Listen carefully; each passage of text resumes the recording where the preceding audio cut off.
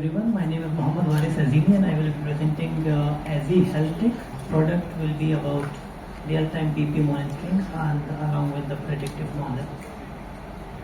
The problem is related to dialysis. Dialysis is one of the life-saving procedure, but it has many complications as well. And one of the very common complication which happens to even 50% of the patients is that intradialytic hypotension, means that during the hemodialysis the patient BP goes down suddenly. So that is why they have to stop the procedure. It will lead to morbidity and mortality also. So therefore we need a system, a device or a platform where we can monitor the BP of the patients, and a system which can give us alert before the episode happens.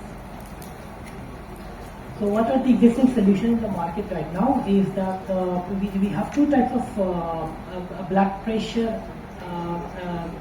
First is the invasive blood pressure monitoring, that we can continuously monitor the blood pressure. But we only use this method of the blood pressure in the ICUs, and we cannot do it during the hemodialysis because it will create some more complication and will also increase the risk of infection. And the other method is the cuff-based method, which is very common method in and we all of us we have experienced, but we cannot monitor continuously the blood pressure through cuff-based. And we only do we will do hourly reading, which is the common practice happening during the hemodialysis, that the clinicians, they are taking the reading during each hour, but it can happen during the hour also. So what is our solution? Our solution is a IoT enabled wearable device which will be cuffless BP monitoring. And why it is IoT? Because during the dialysis, the calibration all happen at the starting of the month, and it is suggested by the doctor. But because during the week and during the 1 month, they are not going for the laboratory test, and they may need some different calibration. So this will help the doctor to plan the next dialysis better, and at the same time monitor the patient at the real time in their office. Along with that problem, we are giving a standalone device which can give these vitals, which is related to BP, ECG, SpO2 and heart rate. And we will have a AI intelligence model which will predict the hypotension before it happens. So this is how it will happen. Basically, we will acquire the data from the two sensors, which is ECG and PPG. PPG is right now using for the heart rate and SpO2, and ECG is using for the electrocardiogram. But we are integrating these two technologies to build one more new technology, which will be using for the blood pressure continuous monitoring.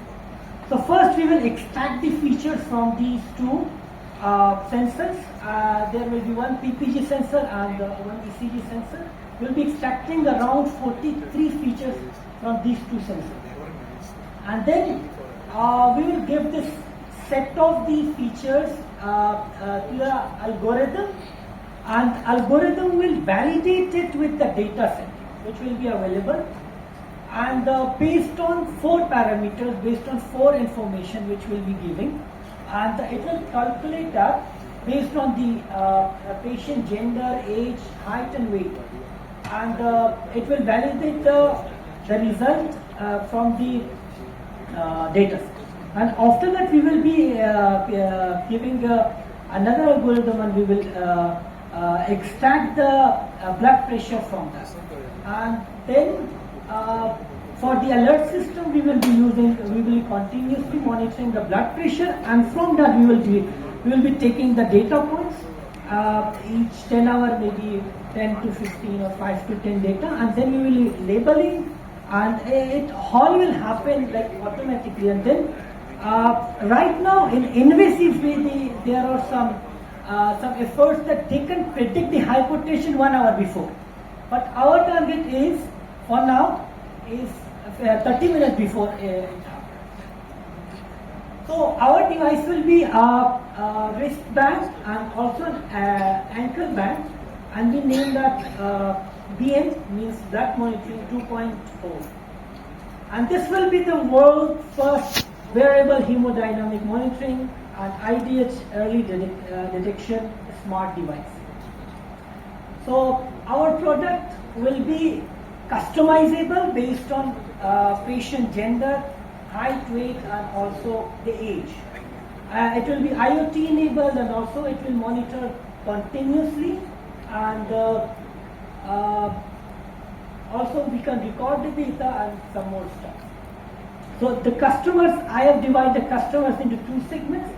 The first immediate customer will be hospitals and dialysis centers, and then the future customer will be the home care and sport and fitness, and also personal health monitoring. So first year we will be focusing on B2B, means hospital and dialysis centers. For the second year we will be going to B2C, fitness, sports and all. And then in the third year we will be focusing in both B2B and B2C.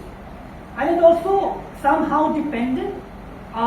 If we have good financial support, so we'll hit the immediate customer first to get good validation, then going to the other market. But if we want to generate the revenue first, then we'll go to the future. This is the demo of the product. We have tested with the Omron, which is right now using in the market, and also it considered as the most accurate patient device.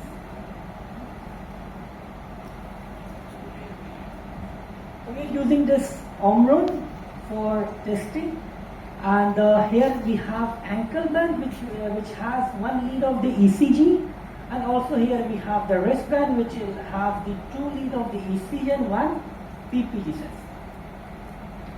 Here we have the result, the PPG signals and also ECG signal, and based on that it calculates and extracts the blood pressure.